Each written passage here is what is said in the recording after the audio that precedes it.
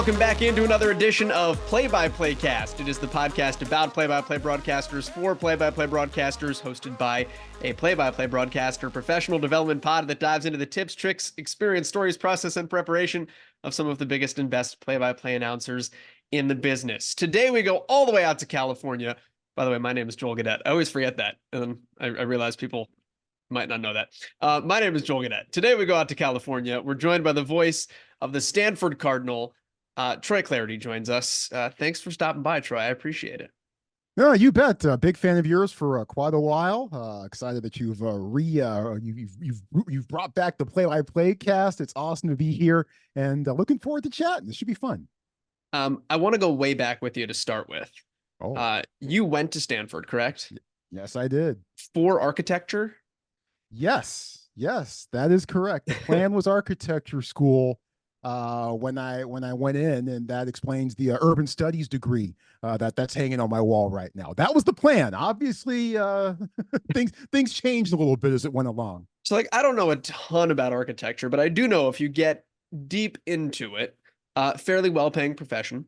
When you decided that you were going to become a broadcaster after you had gone to Stanford for this very intensive academic program, because I had some friends that were architecture majors in college and they didn't sleep.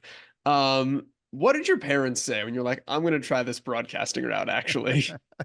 Yeah, and it was actually funny because, broadcasting was something that had been in the back of my mind, being a sports announcer in particular, going back to, 12, 13, 14 years old, going back to the old days when ESPN would have the Super Bowl highlight films on during the day.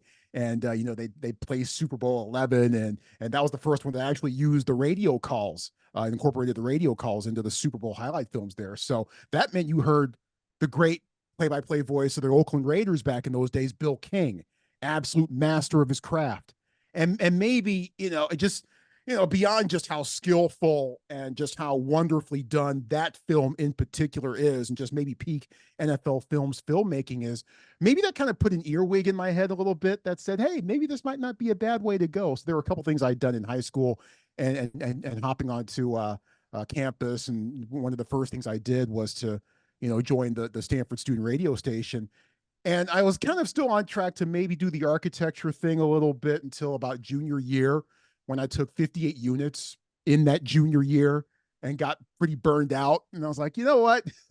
I'm having a lot of fun with the broadcasting thing. So let's kind of stick with that.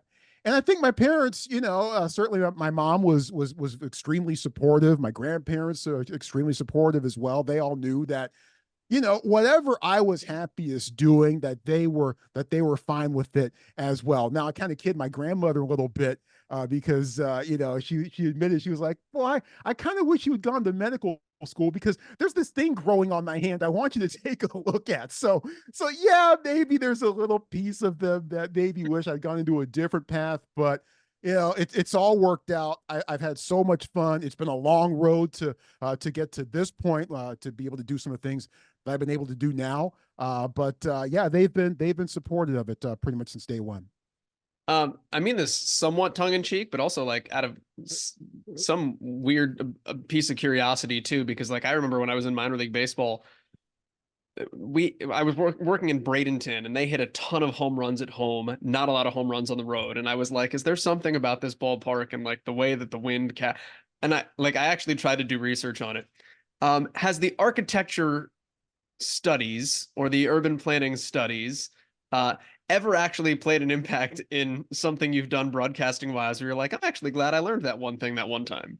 It's interesting because in particular, I was looking to get into sports architecture, designing stadiums, designing arenas. There was a project that a classmate of mine who had played Stanford baseball, gone into the pros, did the minor league thing for a couple of years, came back, was finishing up his degree. And he and I were looking at doing a project, and we did a project on sticking an arena in downtown San Francisco and how that might possibly work. Now, this was back in the mid-90s. Chase Center, even though it's not in downtown San Francisco, about 1.5 miles, 2 miles south of downtown itself, but that no one had even thought of sticking an arena in downtown San Francisco at that point. And it's intriguing because I still kind of have that interest in looking and going around and being able to, call games in NFL stadiums and arenas and things like that. And just to see how different spaces work and to see how different things work and how sometimes it does have an effect on the experience that you might have at the actual stadium itself. I mean, look, SoFi Stadium, $6 billion plus. You see where every dollar is spent. That place is like Star Wars, man. And that is, that is now the new standard of buildings and facilities in the NFL and maybe possibly in all of American sports, which I kind of hate to say because my favorite personal stadium is the Rose Bowl right up the street. But SoFi Stadium, it's so many different spaces. It's unfortunate that all the premium spaces kind of get put down front, so that maybe kind of deadens the crowd, maybe in some respects a little bit, and all the regular folks, I guess, in a sense, are shoved up to the upper bleachers and things like that. So you do kind of sense things like that, and then you go to a place like the Rose Bowl that doesn't have all the bells and whistles of SoFi Stadium, but it has the history and it has the simplicity behind it too. It's just a bowl with 95,000 people in it at its peak.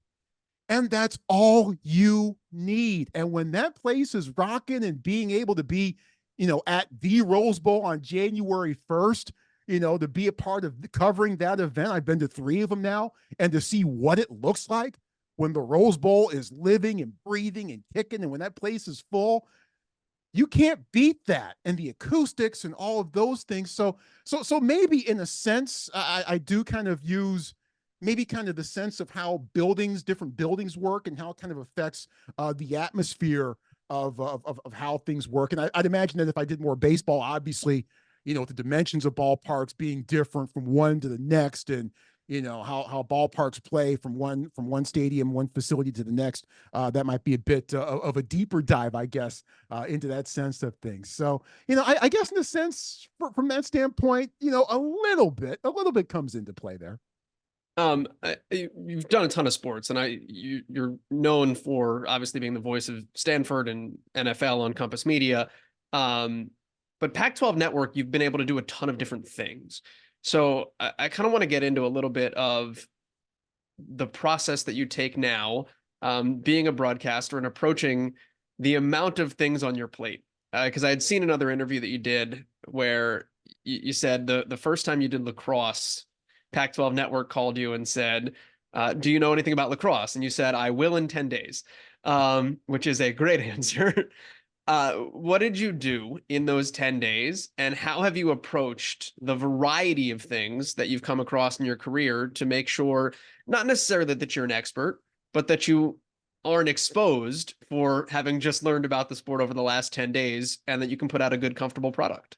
Yeah, for lacrosse in particular, I remember the first thing I did was, okay, all right, well, how does a game actually work? So I sat down and I, popped up YouTube and I watched a few men's lacrosse games and kind of got the feel and kind of got the hang of how things work. Well, the Pac-12 does not sponsor men's lacrosse; it's women's lacrosse. So I was okay, all right, I think I got it now. So I started watching some women's lacrosse games. Completely different. Hey, wait a minute. Yeah. I had to completely throw just about everything I knew and had gleaned from watching the men's lacrosse games more or less out of the window, because in women's lacrosse, they don't have face-off, they have draws, right? You meet in the middle in the circle with the 2 sticks and you joust against each other and all those sorts of things. It's not like, everyone, 2 guys down on the ground, trying to scrounge around for the ball.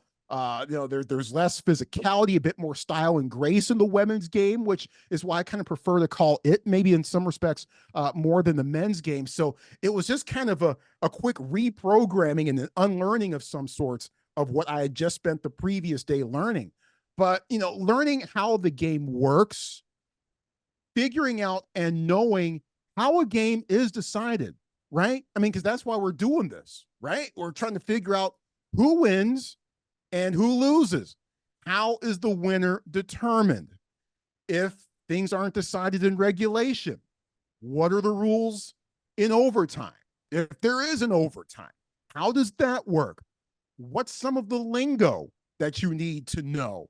And part of that you glean from talking to the coaches, because I, make a point to get a coach, both coaches on the phone if I can, just to kind of get their sense of things and to get storylines and obviously those sorts of things. But you pick up and you learn a lot of the lingo from talking to them along the way as well. So that was certainly a crash course along the way, and had to repeat it as well for rugby a few years later. And I'm certainly glad, because originally I was supposed to be on that rugby game by myself, solo. I was like, okay, all right, you want me to do that? Okay, that's fine. And it was St. Mary's versus Cal, two of the top collegiate rugby programs there are out there. And the Cal head coach was like, "Hey, you know what? Let's put our guy on analysis with him." And the Pac-12 Network came back at me and said, "Troy, don't take it personal. We're going to have an analyst with you." And I was like, "No, thank you. You just saved the show." What about that am I taking personally? No, exactly right. I have no qualms with that at all. And it was such a much better show with someone who could actually, discern and glean and pick up things and actually knew what was happening on the field out there, rather than me that was just like, okay, all right, that's a try. Okay, all right, they're moving, and all those sorts of things. But it's just part and parcel. And I think being versatile and knowing how things work in one sport to the next. And there are some points in my calendar where I'm juggling literally, 2-3 different sports in the course of 1 week, even, going back to my first week, last week of August, which was my first official week as the voice of Stanford football. But before that, I think on Sunday I had Pac-12 Network soccer. Monday I had Pac-12 Network field hockey, I believe. Tuesday I had Pac-12 Network women's volleyball. Wednesday I'm on the plane out to Hawaii with Stanford football for the opener on Friday, and then after that game I'm on the plane to Cleveland because I had the Black College Football Hall of Fame Classic for Westwood One on that Sunday. So it's all these sorts of different things that you have to juggle. It's a grind, and it's kind of it can be overwhelming if you let it get there, if you haven't done the prep beforehand. But it's still a lot of fun. Keeps me on my toes. How hard is it to keep track of all of those things? And I don't mean from like the games you're doing, the sports you're calling, and the teams in particular that you're responsible for, but being able to have a knowledge base of the broader landscape in all of those things. So it's like, all right, if I'm doing a Stanford field hockey game, yeah, I have to know about Stanford field hockey, but I also have to keep myself kind of like, I feel like there's a little bit of an expectation sometimes that when you come in, it's like you got to know the league, you got to know what's going on nationally. Um, how do you keep all of that straight and stay on top of all of that for so many sports at the same time, or Yeah, so many masters too? Because it's you're not just working for Stanford, you're working for Pac-12 Network and Compass Media Networks, and everybody is expecting 100% of you at all times. Yeah, and that's a great point. I'm glad you brought that up. It's not necessarily because it's not necessarily just about that one game that you're watching and broadcasting, because that game, every game fits into a larger picture, fits into a larger piece of the puzzle. Non-conference games certainly for, non-conference games, fit into a larger, national picture. So that means at some points you have to know what's happening in 2 different leagues if you're calling a non-conference game. And so, you have at least some context as to what, the out of conference team is bringing and what's at stake for them, because that's the most important thing. Maybe it's usually always the biggest storyline in every single game. What's at stake for team A and team B? If team A wins, if team B wins, what happens next? Those are always generally the biggest storylines, and they're always, beyond just the narrow scope of what's happening right in front of you on the court, on the field, on the pitch, whatever. So yeah, it's crucial to, for a field hockey game to know that Stanford plays in the America East Conference. Yes, that means that during their conference games, they have to go out to Vermont. They have to go out That to seems pretty UMass normal Lowell. right now. Well, yeah, it's going to become a way of life for a few other Stanford programs going forward. So I'm pretty sure that Roz Ellis, the Stanford field hockey coach, has been consulted by a couple of the other coaches, because they've been living that bi-coastal conference life for quite a while. But yeah, it's certainly crucial as you paint the picture of the game and set the stakes, set the tone, to know that, it's not necessarily just enough to know what's happening, with these 2 teams, the stats and, on all those sorts of things. No, every game fits into a larger picture, whether it's within conference or whether it's on a potentially national stage. So yeah, just reading up, getting a sense for what each team is bringing into the table. Certainly quite crucial. Do you have a routine that you, especially in season, to keep yourself focused, centered, in tune? It's kind of funny, from a prep standpoint, I'll go through like 2 or 3 rounds of prep per game. First round, names, heights, weights, who can I expect to see? If there are a couple of injured players that I won't see, maybe I'll still put them on my board anyway, because including them is still important to what I might see and explain some things I might see when the game actually comes around. So that's usually round one. Round two is picking up stories and stats and things like that. Round three is kind of doing a little team prep overall, team numbers, team storylines and things like that. And it all goes onto my boards respectively. So, that's kind of the prep routine there. But in other cases, going to the gym, I'll be quite honest with you, staying physically fit, as much as I can, hitting the bike hard for 20 minutes, getting in a couple machines, kind of gets my mind right a little bit, and certainly during the off season, it gives me something to achieve in the day, right? When things are a little bit slower, I can at least, hit the gym and say, hey, I, put in, 6+ miles on the bike. Uh, so that kind of helps center me a little bit, and just kind of, plus, I have a wife, we have 2 cats, the wife still likes me. Our 10th anniversary is coming up. I think she's going to renew our contract. I'm pretty sure that she's going to renew the option for the 11th year. We'll find out here in a couple weeks or so. But that all those kind of sort of things, kind of being able to balance all those things, and kind of get into a little bit of a routine, because obviously once you get into the season, games tend to be on certain days. So other certain days tend to be, prep days. But, I'll also make it a point to say, hey, generally by and large on Mondays, if I can, Mondays up until noon, that's me time, right? I got to get away. I got to get fresh. I got to flush some things, and get ready for the week ahead. So, it's not necessarily just routine for prepping for games, getting in that grind, doing the actual games and things like that. It's also a routine to kind of help keep your mind fresh, keep your body fresh, keep all of those things, so that you're not, necessarily dragging a little bit, by the time February rolls around, and you're, not feeling 100%, just trying to keep all of those things running at peak condition as long as you possibly can. I want to go back to the rugby thing, because I have broadcast rugby. I've done it with a rugby person and without a rugby person. Always a partner though. I'm curious, how did you prepare for that before you knew you had a partner? So going into something that is foreign and saying like, all right, I'm going to learn enough, but I don't have that person to lean on that we always expect that's going to help us out. Did you do anything different in that situation, to get yourself ready until that point? No, not necessarily. I still, pretty much the same process that I've used for other sports that I'm not necessarily new to.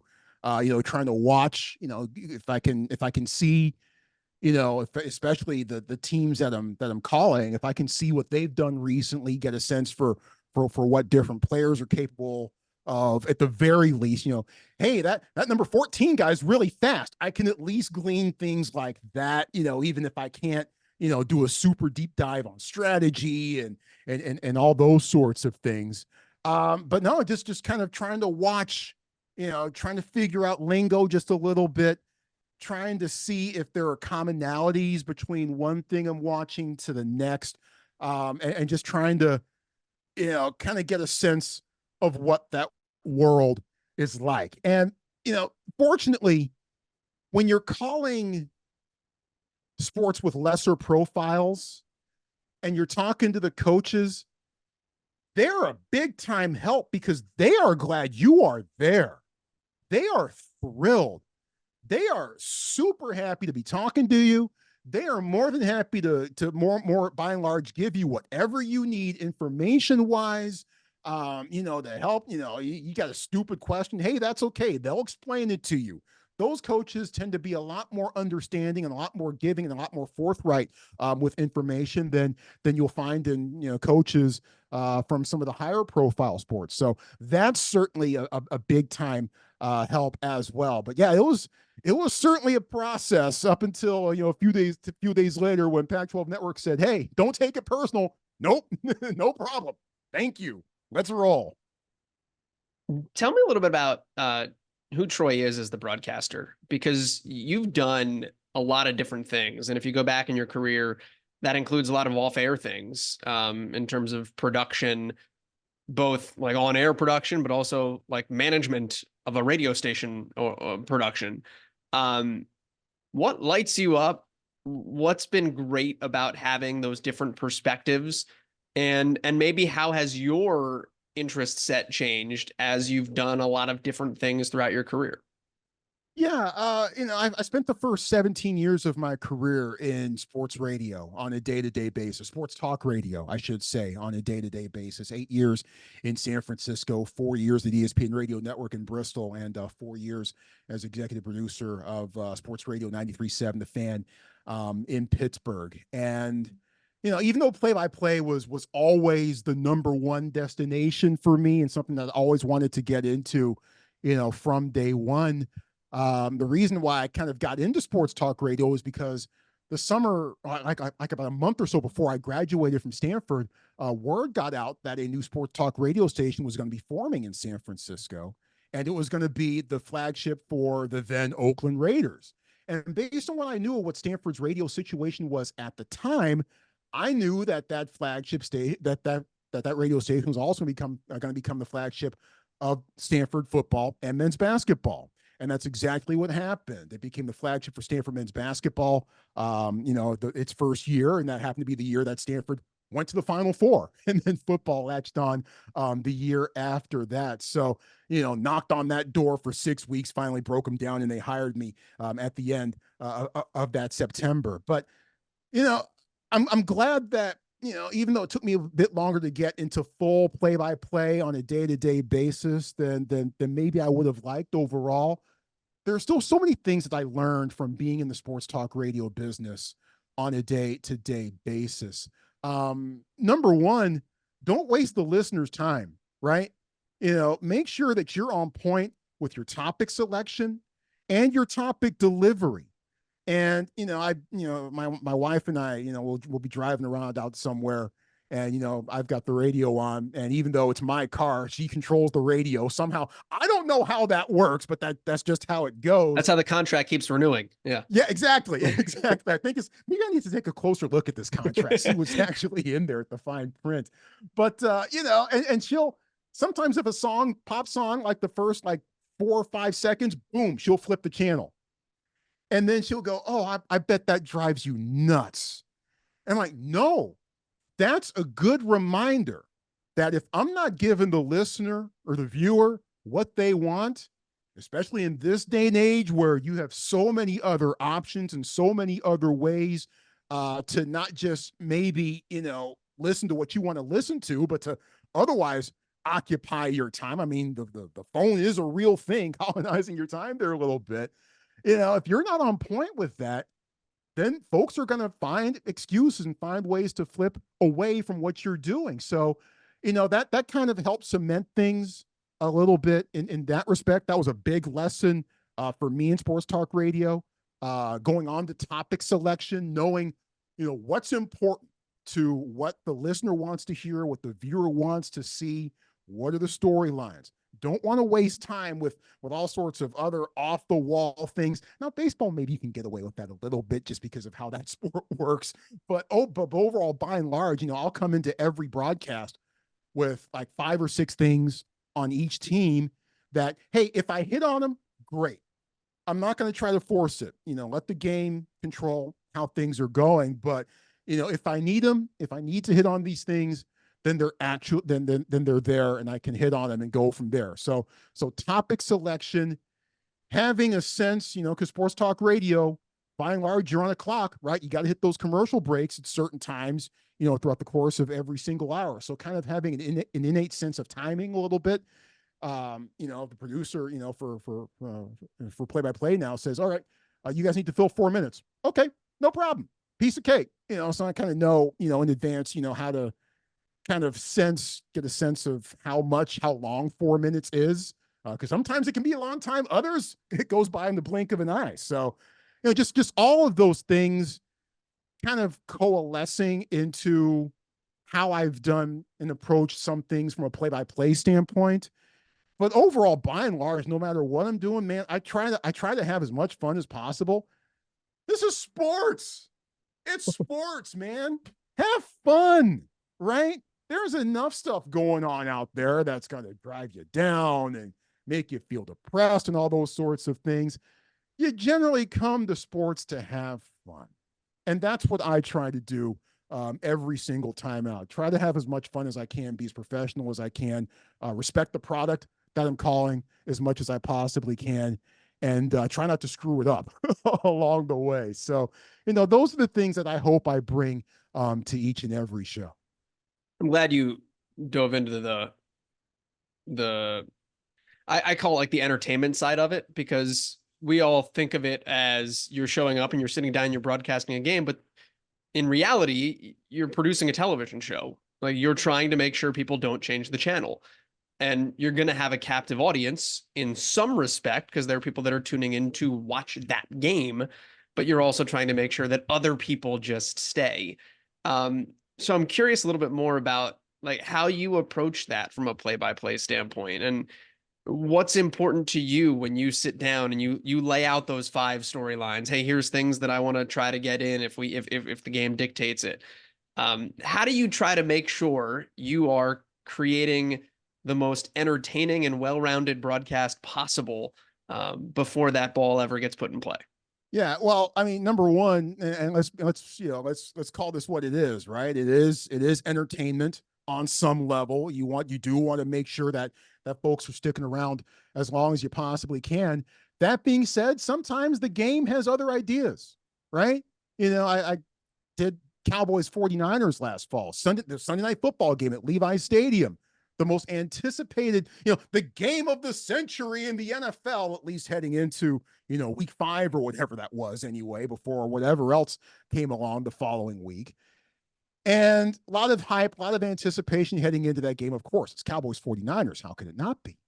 And of course, it ended up being a complete and absolute rout with the 49ers just running roughshod over the Cowboys. And middle of the fourth quarter, it's me and Cowboys great Danny White, the analyst. And I mean, that guy is Cowboys 49ers personified right there, right? And even before the game, he was like, boy, I'm sure glad they don't play at Candlestick Park anymore. I'd be a real bundle of nerves. It's rough enough that we're here in San Francisco.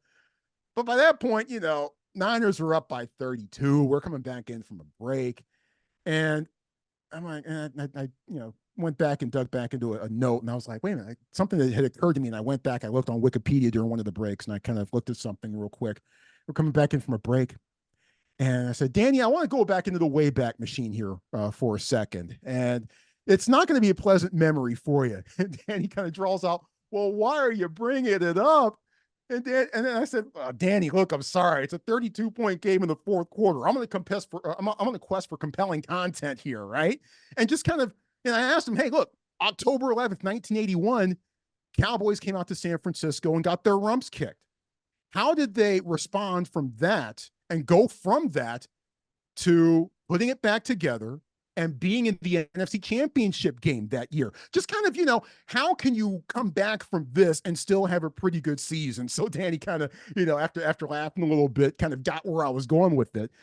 Just kind of things like that, just kind of keep people hanging in there, even if the game isn't kind, contrary to what some people might seem to think. As a broadcaster, I do not control what's happening on the field. If I did, Stanford football would not have gone 3-9 last year. You can believe that. But just kind of, keeping, nuggets in the vault, keeping the rapport, with my analyst, kind of keeping that going. And, hey, you still never know what you're going to see. There might be a great player out there on the field that might be still capable of doing great things. There's always something out there, and there's always generally a reason to keep watching and to keep listening. My job is to find it, especially in those rough games, and to find those ways that hopefully you keep listening and hanging in there until we sign off. Who in your eyes does this really well? And that can be people that did this really well that you looked up to growing up. And what, if anything, have you taken from them and tried to put into your own product on air? Yeah, Bill King, as mentioned before, he was the master, the absolute master, the longtime voice of the Raiders from the '60s to '92. Also picked up the A's as well along the way, and did the Warriors. I think a lot of folks are familiar with his Raiders and A's work, but maybe not necessarily with his Warriors work, because he was basketball might have been overall his best sport. The way that he was able to use his vocabulary and the way that he was able to convey excitement during the course of a play, second to none. And it's a real shame that he is not recognized in more halls of fame on a national level than he absolutely should be. I mean, you've heard the holy roller call. His call of the play itself might not actually be that great, but the way he summed up just the absurdity of it all. Madden is on the field. He wants to know if it's real. They said, yes, get your big butt out of here. He does. There's nothing real in the world anymore. I mean, my God, that's poetry, man. That's absolute poetry. Bill King, an absolute master of his craft. And I'm glad I got a chance to meet him and tell him that way back in the day. That was a real thrill and a real joy.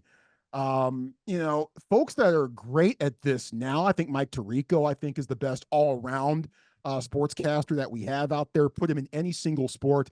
I forget, was the Kentucky Derby a couple years ago. I forget the situation that cropped up right after that race was run, and the winner had to be retracted. And I forget exactly what the situation was, but I will never forget how Tirico handled that situation just with complete and total aplomb.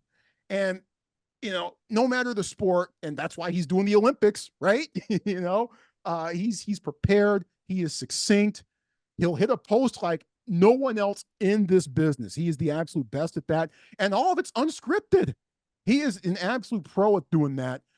Jason Benetti is fantastic at what he does. Really need to see his rise and to see what he has done on a national level as well. Adam Amin, really great guy as well. They're just there are a lot of announcers I think sometimes get an unfair rap sometimes because oh, he's biased against my team. Oh, I hate this guy. Blah blah blah blah. I hate his or her voice. Whatever. But man, there are a lot of great ones out there right now. Celebrate them, and because there are certainly a bunch of good ones out there. Um, you used the words poetry, and then a couple sentences later, used the word aplomb.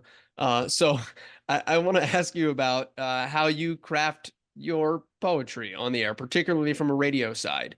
And I mean, like, I think of people that I've had on this podcast, and like Kevin Harlan talking about the way that he paces things out and the way that he describes very particularly a football field because it's so well diagrammed.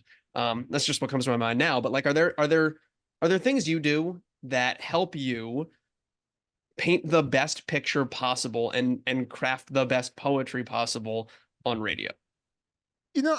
I think it's interesting being the son of musicians, of jazz musicians. Jazz is a different style, improvisational. You know, I solo, you solo, but while you're soloing, you're still kind of keeping the beat underneath, kind of guiding the song along a little bit. And I think I kind of maybe take that a little bit with me into, handling things, with the analyst, kind of getting into that rhythm. you know I've got what I've got, you've got what you've got, we dialogue with each other, all those sorts of things, just kind of rhythm and flow. I think, and maybe it's, in some ways maybe I take it with me to my actual spoken word. Maybe I'll draw out a certain word along the way. Sacked, sorry about that. I'm not, I'm not in game voice mode right now. I haven't had my cough drops. I haven't done my pre-game voice maintenance there. I hope it sounds better than that during actual games. But just knowing what to emphasize along the way while you're actually calling a game, and knowing which words to maybe kind of emphasize to draw out your point, and to maybe emphasize certain things to the listener so they can more easily, pick up on things. I appreciate. It's interesting when you're calling soccer, and there's such a complete and total difference between the English way of calling games and the Latin way of calling games. The England styles more critical and clinical and all those sorts of things. But the Latin style, South America, Mexico, the Spanish speaking countries generally, there's so much more excitement to it, and there's a bit more of a rhythm to it, right? And they go, what's happening when someone scores. It's a bit more difficult, I think, to pick that up on the England style of calling soccer matches. So, just kind of knowing cadence a little bit, and knowing what to emphasize, kind of, and knowing, when to solo, when not to solo, just kind of, kind of lay back in the cut a little bit, let other things kind of take to the fore, and let those things shine. If it's on TV, let the pictures shine. All those kind of sorts of things, maybe go into it a little bit. When you talk about which words to emphasize, how much of a practice is that? Like, how long and trial and error did it take for you to understand how to punctuate sentences and how to deliver emotion and how to do it the right way? Yeah, it certainly is trial and error. And I go back to my 1 year of doing arena football. I was the play-by-play voice of the Pittsburgh Power in their inaugural season back in 2011. And arena football, as I knew it, and as I'd done a lot of work with the San Jose SaberCats back when I was in the Bay Area, continued to host the ESPN's AFL podcast when I was working there. So I had a lot of experience going into that. And arena football was a louder sport, a more brash sport. And I thought that my play-by-play kind of had to match that a bit. So I kind of turned up the volume on some things, and did more yelling and did more screaming and things like that. And it's, I don't know, maybe it matched the sport as it was played, the perception of arena football, at least certainly back in those days. Is it an approach that I would have taken now if I was doing arena football? No, not necessarily. You can't have it on 11, the volume on 11 all the time. You just can't. It's just not sustainable. And in some cases, it's not genuine, right? If your voice isn't matching what's happening on the field, I can't call, a 35-10 game and still be, ratcheted up, at 11 necessarily, especially if the team that I'm calling has the 10 points, right? So it's in some cases it's not genuine. So it kind of took me that experience to kind of figure that out a little bit, and just realizing that there are certain maybe key words that maybe resonate and pop with with listeners and with viewers, maybe more than some others, especially perhaps in basketball, when you're doing basketball play-by-play on the radio, which is, I'll be honest, it took me a while to catch up to that speed, and just, I'm used to calling games from far away. Basketball, you're court side, so it's a completely different perspective. You're right there in it. So it was a bit of an adjustment period for me doing basketball. And there's so many different words because you're tracking the ball. Maybe you're tracking a couple other things as well. Who's setting the screen, what's the coach yelling, who's in the stand, maybe there are some other things that you're noticing as well. So there are a lot of words that go into basketball play-by-play. So maybe in some cases it's hard for some to stand out. But if you emphasize, it's good. You know, if you emphasize, oh, he's fouled. If other things that you can emphasize along the way that kind of help provide like little signposts, for the listener to follow along. So, I mean, look, it's not something that you hop on the mic, you strap on the headset day one, and all these things. I mean, this. I mean, it's everyone has to go through their trial and error process. What works, what doesn't work, because there are certainly, after every show, I'm like going, man, wow, I probably could have conveyed that a bit better. Hey, that seemed to work out a bit too, but wow, man, maybe I should kind of rethink, how I convey that piece of information as well. So it's just part of the evolution, part of growing, just trying to get better, every single time out. You also talked about you said your voice wasn't game ready. You hadn't had your cough drops yet. What does it take to get your voice game ready? What do you have a pregame routine that you go Oh, through? yeah, a little bit, especially for football, which is a bit more demanding because those games are longer, especially for Stanford, because we have the hour pregame show and then the half-hour postgame show. For Compass and for Westwood, it's much less straightforward. I mean, we'll probably sign on like about a half hour, before kick, but even then, it's just one segment before, and then maybe one segment right before kick, and in between is whatever happens in the studio. So it's a little bit it's a bit less heavy lifting from that standpoint on the national side, but for Stanford, certainly a lot more heavy lifting from that standpoint. But yeah, certainly for football, one Mucinex cough drop, before the game straight up. Then I'll have I'll take another cough drop and I'll plop it in a bottle of water, let it dissolve, shake it up. I'll drink it. I'll tend to drink that throughout the course of the game. Staying away from sodas, back, if this was like 20 years ago, I'd be like, oh man, I have to have 2 Pepsis before every game. No, can't do that. That's not good for the voice. Then you start getting the jitters during the game and all that stuff. And that's not good for anyone. Hot tea, with honey, preferably if they have it. If I need to, I'll go in that direction. And maybe it stems from my fear of losing my voice on the air, which has happened.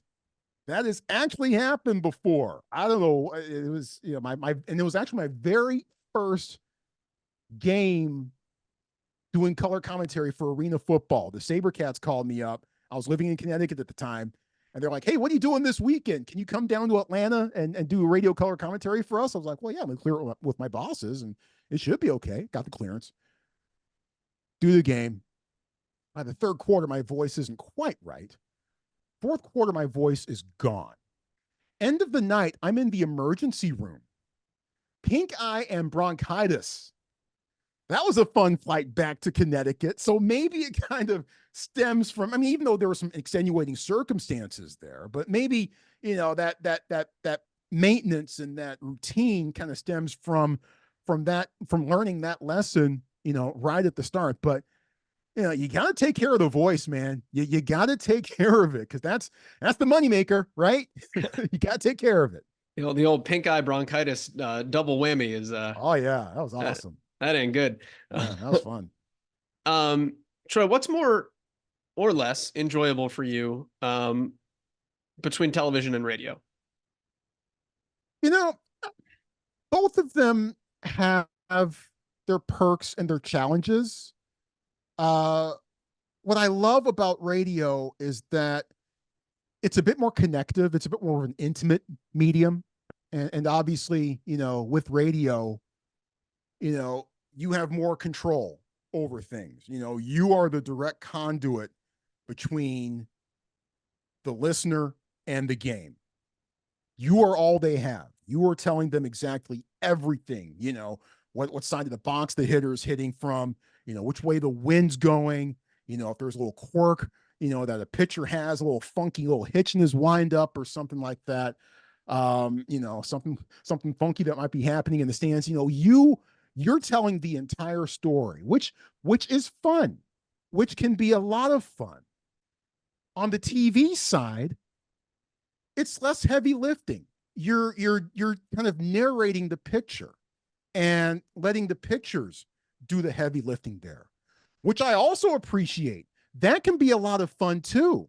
Because I mean, even though I've gone on and on and on and yammered throughout this entire interview so far, I like it.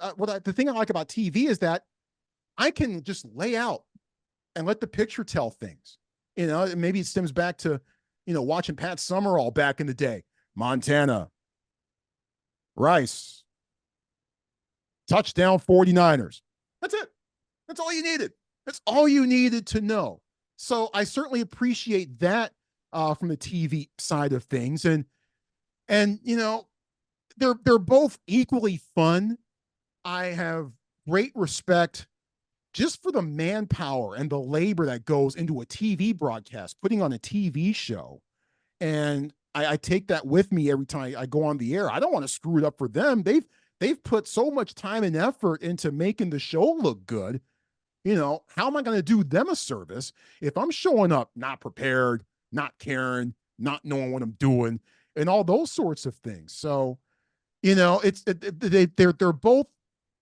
I don't want to make it seem like it's, I love both my kids equally. I don't want to make it necessarily sound like that, but they are both so much fun to do, and being able to make tiny adjustments from one to the next. And there are differences between radio play-by-play and TV play-by-play. And it irks me when you have some announcers on there who don't know the difference. Yeah. And sounds like it. TV guys getting on the radio and doing TV play-by-play on radio.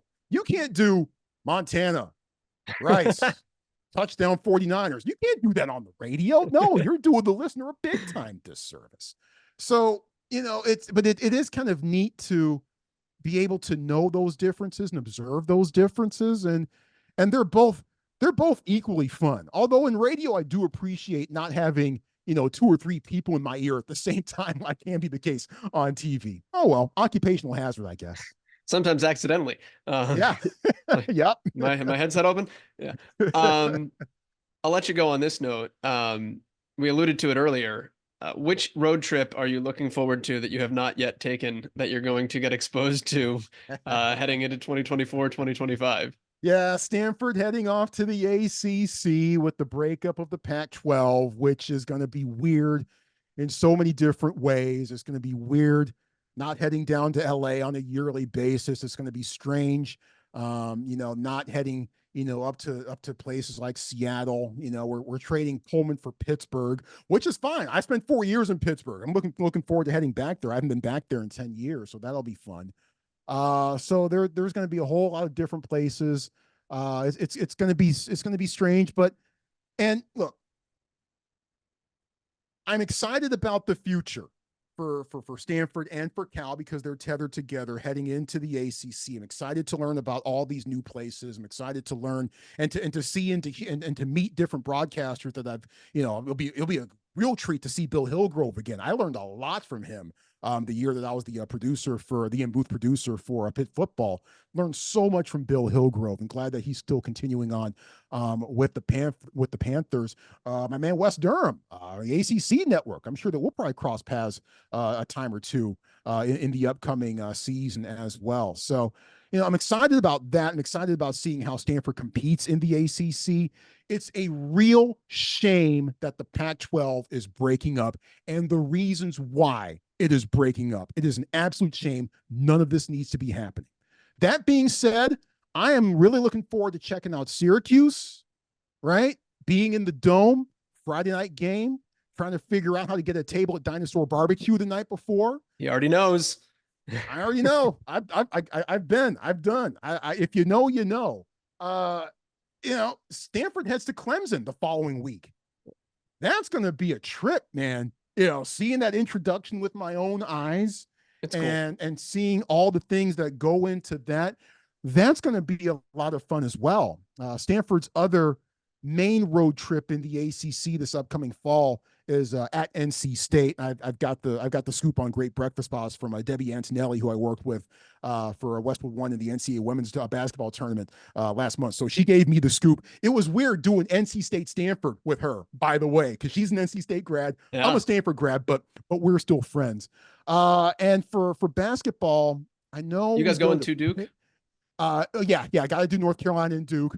Yeah. So that'll certainly be a big time experience as well. So, hey, looking forward to it. There are nonstops on United from SFO to RDU. I know that from experience.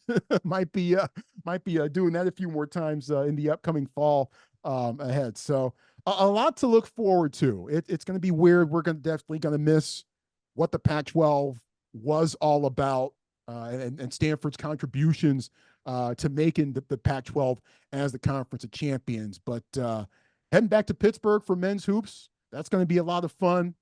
Hitting up my old spots and seeing some different spots and meeting some new people along the way. It's going to be fun. A lot to be excited about. I said last question, but you threw in the fact that you were the in-booth producer for Bill Hillgrove. And I know we talked about your perspective on seeing this industry through a handful of different lenses. So now the real last question, what did you take from being able to sit on that guy's shoulder? And how does that apply to what you do now? Being a pro and being the voice of a university. Those are the two big things I learned from Bill Hillgrove. For folks who might not be aware, Bill has been with Pitt since '74, if my memory serves me correctly, and just recently retired as the voice of the Steelers. He had been doing that since the mid-'90s. So being an absolute 100% pro. And a little thing I picked up from him during his coaches shows, his pregame coaches shows, shortening up your questions a little bit.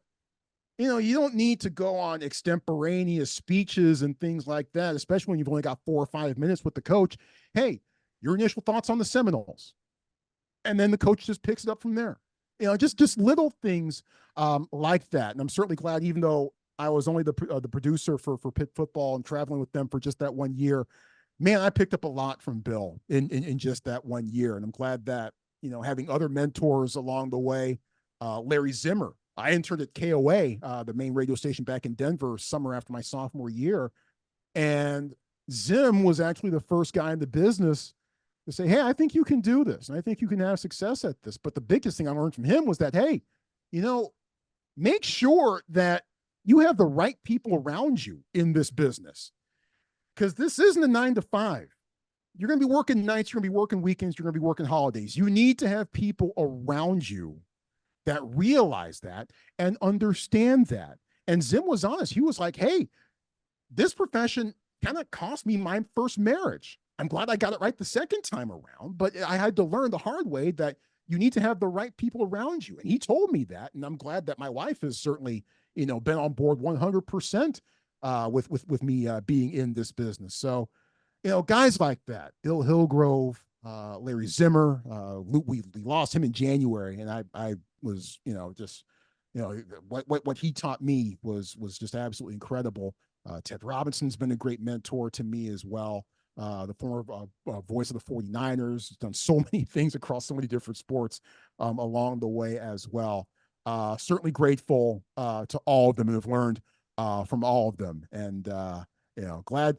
Yeah, I'm looking forward to seeing Bill next season in Pitt when Stanford heads out there for men's hoops. Troy, thanks for taking the time. I appreciate you being willing to let me pick your brain and be a guest. And best of luck as Stanford goes forth here. This was absolute fun. I could go on for hours. Man, I'm in my off season right now. We can keep this rolling. But no, thanks a bunch. Really appreciate it. Stay safe, stay healthy, and stay safe.